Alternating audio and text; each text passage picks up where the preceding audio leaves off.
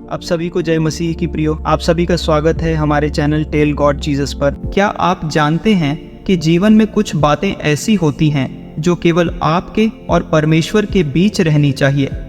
आइए समझते हैं कि इन गुप्त बातों को दूसरों के साथ साझा न करने से आपके जीवन पर क्या सकारात्मक प्रभाव पड़ सकता है। बाइबल के अनुसार कुछ बातें इतनी खास होती हैं कि उन्हें साझा करना हमारे परमेश्वर को प्रभावित कर सकता है। यानी उन 5 महत्वपूर्ण बातों के बारे में जिन्हें हमें हमेशा छुपाकर रखना चाहिए। उन 5 बातों के बारे में जो बाइबल के अनुसार किसी को नहीं बतानी चाहिए। प्रियो, पहली बात जो हमें किसी को नहीं बतानी चाहिए वह है आपकी अपनी प्रार्थनाएं। हाँ प्रियो, प्रार्थना हमारे जीवन का एक महत्वपूर्ण और पवित्र हिस्सा है जो सीधे हमारे और परमेश्वर के बीच होता है। यह एक ऐसा समय होता है जब हम अपनी आत्मा की गहराइयों से परमेश्वर से संवाद करते हैं। प्रार्थना एक अत्यंत व्यक्तिगत और गहन भावना होती है जो हमारे दिल से निकलकर परमेश्वर तक पहुंचती है। यह कोई साधारण संवाद नहीं होता, बल्कि हमारे और परमेश्वर के बीच का एक पवित्र और निजी संवाद होता है। जब हम प्रार्थना करते हैं तो हम अपने दिल के गहरे कोनों से उन भावनाओं, विचारों और इच्छाओं को व्यक्त करते हैं जिन्हें हम शब्दों में ढालकर परमेश्वर के सामने रखते हैं। हर एक शब्द, हर एक भावना जो हम प्रार्थना में व्यक्त करते हैं वह परमेश्वर के लिए विशेष होता है। यह परमेश्वर के साथ हमारा व्यक्तिगत समय होता है जिसमें हम अपनी पूरी आत्मा के साथ उन्हें संबोधित करते हैं। प्रार्थना का यह निजी संवाद इतना महत्वपूर्ण है कि इसे केवल हमारे और परमेश्वर के बीच ही रहना चाहिए। जब हम अपनी प्रार्थनाओं को दूसरों के सामने प्रदर्शित करते हैं तो इससे उनकी पवित्रता और गहराई खो सकती है। कई बार लोग अपनी प्रार्थनाओं को दिखाने के लिए या दूसरों को प्रभावित करने के लिए उनके बारे में बात करते हैं, लेकिन ऐसा करने से प्रार्थना का असली महत्व कम हो जाता है। सच्ची प्रार्थना वह होती है जो दिल से निकलती है और सीधे परमेश्वर तक पहुंचती है, न कि लोगों के कानों तक। यह हमारे और परमेश्वर के बीच की एक ऐसी निजी बातचीत होती है जिसे हम किसी के साथ साझा नहीं कर सकते। यह वह समय होता है जब हम अपने जीवन की चुनौतियों, खुशियों, दुखों और आशाओं को परमेश्वर के सामने रखते हैं और उनसे मार्गदर्शन की प्रार्थना करते हैं। बाइबल में मैथ्यू 6:6 में लिखा है, जब तुम प्रार्थना करो तो अपनी कोठरी में जाओ और दरवाज़ा बंद करके अपने पिता से जो छुपे में है प्रार्थना करो, और तुम्हारा पिता जो छुपे में देखता है तुम्हें प्रतिफल देगा। इस वचन का मतलब है कि हमारी प्रार्थनाएं निजी होनी चाहिए और उन्हें गुप्त रूप से करना चाहिए। ऐसा करने से प्रार्थना की पवित्रता बनी रहती है और हमारा संबंध परमेश्वर के साथ और भी मजबूत हो जाता है। जब हम अपनी प्रार्थनाओं को केवल अपने और परमेश्वर के बीच रखते हैं तो इससे हमारा विश्वास और भी गहरा होता है। यह हमारे दिल को शांति और संतोष प्रदान करता है और हमें आंतरिक रूप से मजबूत बनाता है। इसलिए यह आवश्यक है कि हम अपनी प्रार्थनाओं को गुप्त रखें, उन्हें अपने दिल में संजोएं और परमेश्वर के साथ उस पवित्र संवाद को बनाए रखें जो हमें उनके और भी करीब ले जाता है। अब चलते हैं। दूसरी बात जो हमें किसी को नहीं बतानी चाहिए वह है हमारे दान और अच्छे काम। जब हम किसी की मदद करते हैं या किसी गरीब को दान देते हैं तो यह कार्य छुपाकर करना चाहिए। बाइबल हमें सिखाती है कि दिखावे के लिए किया गया दान असली दान नहीं होता, बल्कि यह घमंड और आत्म प्रशंसा का एक तरीका बन जाता है। जब हम अपने दान का ढिंढोरा पीटते हैं या उसकी घोषणा करते हैं तो हम असल में अपनी अच्छाई को कम कर रहे होते हैं। सच्चा दान वह होता है जो बिना किसी उम्मीद या दिखावे के किया जाए। बाइबल में मैथ्यू 6:3-4 में लिखा है, जब तुम दान दो तो तुम्हारा बायां हाथ ना जानने पाए कि तुम्हारा दायां हाथ क्या कर रहा है, ताकि तुम्हारा दान गुप्त रहे और तुम्हारा पिता जो छुपे में देखता है तुम्हें प्रतिफल देगा। इसका मतलब है कि दान को सार्वजनिक रूप से नहीं दिखाना चाहिए, बल्कि उसे छुपाकर करना चाहिए ताकि इसका महत्व और प्रभाव बना रहे। जब हम दान को छुपाते हैं तो यह हमारे दिल की सच्चाई और उदारता को दर्शाता है। ऐसा करने से न केवल हमारी आत्मा की शुद्धता बनी रहती है, बल्कि हम परमेश्वर की नज़र में भी उचित ठहरते हैं। यदि हम दान को प्रचारित करते हैं तो इससे दान का असली उद्देश्य खो जाता है। दान केवल इसलिए नहीं देना चाहिए कि लोग हमें सराहें या हमारी तारीफ करें। दान का मुख्य उद्देश्य ज़रूरतमंदों की सहायता करना और उनकी मदद करना होता है। हमारे दान और अच्छे कामों को गुप्त रखना इस बात की पुष्टि करता है कि हमारी मदद निस्वार्थ है और हम केवल परमेश्वर के लिए ही सेवा कर रहे हैं। जब हम अपने अच्छे कामों को छुपाकर करते हैं तो हम अपने दिल की सच्चाई को बनाए रखते हैं और दूसरों के लिए एक सच्चा उदाहरण प्रस्तुत करते हैं। यह हमें एक आंतरिक संतोष और शांति का अनुभव कराता है, क्योंकि हम जानते हैं कि हमारी मदद केवल उन लोगों तक पहुंच रही है जिन्हें इसकी सबसे अधिक आवश्यकता है, न कि उनकी तारीफ के लिए। सच्चे दान और सेवा का माप यह है कि हम इसे बिना किसी अपेक्षा या दिखावे के करें।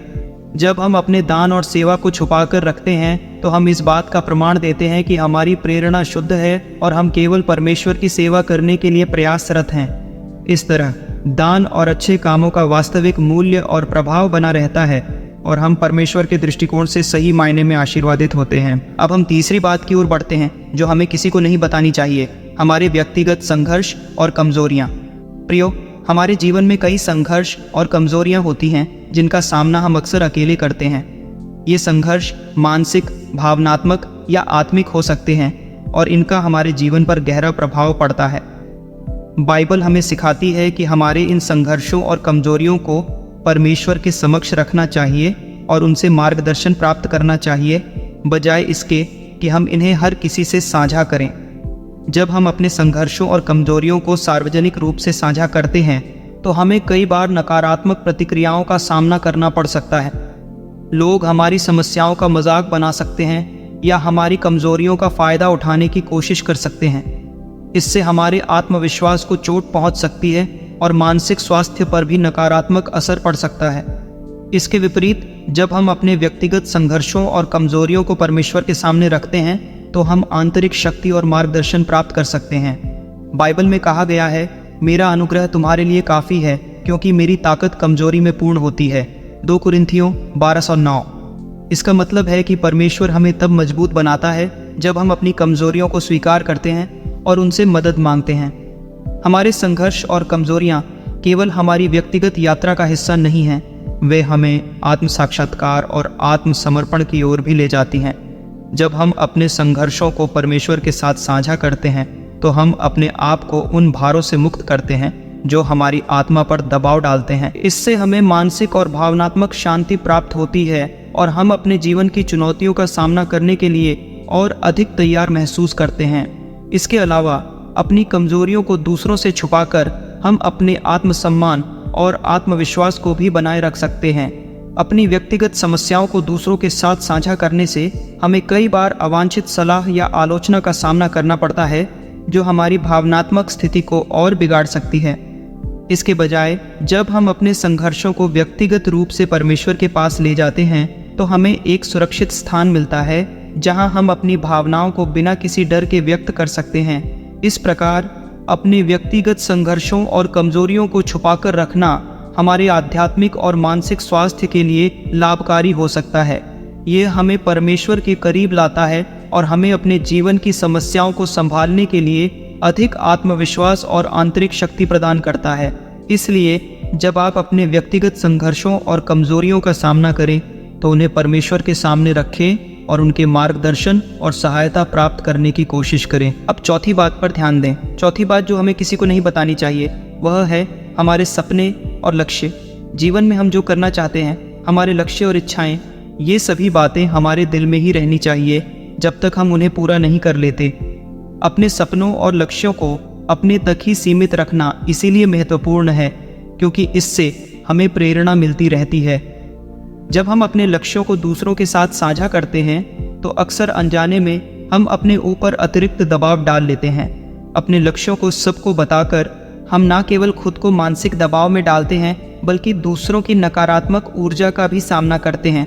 यह नकारात्मक ऊर्जा हमारे आत्मविश्वास को कमज़ोर कर सकती है और हमारे सपनों को पूरा करने में रुकावट डाल सकती है। कभी कभी लोग आपकी सफलता से जलते हैं और आपके लक्ष्यों को जानकर वे जानबूझकर आपको नुकसान पहुंचाने की कोशिश कर सकते हैं। यह जलन और ईर्ष्या आपके लक्ष्य को विफल करने के लिए विभिन्न तरीकों से प्रकट हो सकती है। इसलिए अपने लक्ष्यों को गुप्त रखना और उन्हें तब तक साझा न करना जब तक आप उन्हें पूरा करने के लिए पूरी तरह से तैयार नहीं हो जाते, यह अत्यंत आवश्यक है।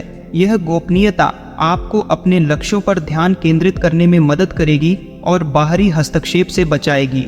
याद रखें, किसी भी काम को शुरू करने से पहले उसके बारे में बात करना अक्सर सफलता की राह में रुकावट पैदा कर देता है। जब आप अपने लक्ष्यों को गुप्त रखते हैं तो आप उन चुनौतियों और बाधाओं से खुद को बचाते हैं जो दूसरे आपके रास्ते में डाल सकते हैं। अपने लक्ष्यों को पूरा करने के लिए एक स्पष्ट और केंद्रित दृष्टिकोण बनाए रखना आवश्यक है। यह ध्यान केंद्रित करने और समर्पण से भरपूर मेहनत करने में मदद करता है। अंत में जब आप अपने लक्ष्यों को प्राप्त कर लेते हैं तो वह खुशी और संतोष अद्वितीय होता है। यह आपकी मेहनत और समर्पण का प्रमाण होता है। इसलिए अपने सपनों और लक्ष्यों को गुप्त रखें और उन्हें पूरा करने के लिए पूरी मेहनत करें। इस प्रकार अपने लक्ष्यों को गुप्त रखना न केवल आपके आत्मविश्वास को बनाए रखता है बल्कि आपकी मेहनत और समर्पण को भी बढ़ाता है। यह आपके सपनों को सच करने के लिए एक महत्वपूर्ण कदम है जो आपको बाहरी हस्तक्षेप से बचाएगा और आपके लक्ष्यों को सफलतापूर्वक पूरा करने में मदद करेगा। पांचवी और आखिरी बात जो हमें किसी को नहीं बतानी चाहिए वह है हमारे व्यक्तिगत संबंध और विश्वास। हमारे व्यक्तिगत संबंध और विश्वास हमारे जीवन की नींव होते हैं जो हमें आंतरिक शक्ति और दिशा प्रदान करते हैं। ये संबंध और विश्वास हमारे जीवन में स्थिरता और संतुलन बनाए रखते हैं जिससे हम कठिन समय में भी मजबूती से खड़े रह सकते हैं। बाइबल में नीति वचन 11:13 में लिखा है, जो चुगलखोर है वह भेद प्रकट करता है परंतु जो विश्वास योग्य है वह बात को छिपाए रखता है। इसका अर्थ है कि हमें अपने व्यक्तिगत संबंधों और विश्वासों को गुप्त रखना चाहिए क्योंकि ये हमारे जीवन के सबसे महत्वपूर्ण और संवेदनशील हिस्से होते हैं। जब हम अपने व्यक्तिगत संबंधों और विश्वासों को दूसरों के साथ साझा करते हैं तो हम अपनी सुरक्षा और शांति को खतरे में डालते हैं। लोग हमारी भावनाओं का गलत फायदा उठा सकते हैं जिससे हमारे रिश्तों में दरार आ सकती है। इसके अलावा दूसरों के साथ हमारे विश्वासों को साझा करने से वे हमें गलत समझ सकते हैं या हमारे विचारों को कमज़ोर कर सकते हैं। इससे हमारे आत्मविश्वास और मन की शांति पर नकारात्मक प्रभाव पड़ सकता है। अपने व्यक्तिगत संबंधों और विश्वासों को गुप्त रखने से हम अपने रिश्तों को मजबूत बनाए रख सकते हैं और उनमें विश्वास को कायम रख सकते हैं। जब हम अपने जीवन के इन महत्वपूर्ण पहलुओं को निजी रखते हैं तो हम अपने रिश्तों में ईमानदारी, सम्मान और प्रेम को बनाए रख सकते हैं। यह गोपनीयता हमारे संबंधों को बाहरी हस्तक्षेप और गलतफहमी से बचाती है जिससे हमारे रिश्तों में स्थिरता और विश्वास बना रहता है। इसके अलावा हमारे व्यक्तिगत विश्वास हमारे जीवन के मार्गदर्शक होते हैं। ये विश्वास हमें जीवन के कठिन निर्णयों में सही दिशा दिखाते हैं और हमें मानसिक और आध्यात्मिक शांति प्रदान करते हैं। जब हम अपने विश्वासों को गुप्त रखते हैं तो हम अपने आंतरिक विचारों और मान्यताओं को बाहरी दबावों और आलोचनाओं से सुरक्षित रखते हैं। इससे हमारा विश्वास मजबूत होता है और हम जीवन की चुनौतियों का सामना अधिक साहस और दृढ़ता से कर सकते हैं। अतः हमें अपने व्यक्तिगत संबंधों और विश्वासों को गुप्त रखना चाहिए और उन्हें दूसरों के साथ साझा करने से बचना चाहिए। ऐसा करने से हम अपने जीवन में स्थिरता, शांति और संतुलन बनाए रख सकते हैं। यह गोपनीयता हमारे रिश्तों को मजबूत बनाती है और हमारे विश्वास को अक्षुण्ण रखती है। जब हम अपने संबंधों और विश्वासों को निजी रखते हैं तो हम न केवल अपने जीवन को सुरक्षित रखते हैं बल्कि अपने आत्मविश्वास और मन की शांति को भी बढ़ाते हैं। यही गोपनीयता और आत्मनियंत्रण हमारे जीवन में स्थिरता और संतोष लाने में सहायक होते हैं। यह थी वह 5 बातें जो हमें बाइबल के हिसाब से कभी किसी को नहीं बतानी चाहिए। इन बातों को अपने जीवन में उतार कर आप ना केवल एक अच्छे इंसान बन सकते हैं बल्कि अपने जीवन को भी शांत और सफल बना सकते हैं। याद रखिए, ज्ञान को समझ भी काफ़ी है, उसे अपने जीवन में उतारना के भी होगा। यदि आप भी परमेश्वर के मार्ग पर चलते हैं और उनके वचनों को अपना जीवन मानते हैं, उम्मीद है कि यह वीडियो आपको पसंद आया होगा। अगर आपको यह जानकारी उपयोगी लगी तो कृपया हमारे चैनल को सब्सक्राइब करें और इस वीडियो को लाइक करें। अपनी राय कमेंट में ज़रूर बताएं। आमीन।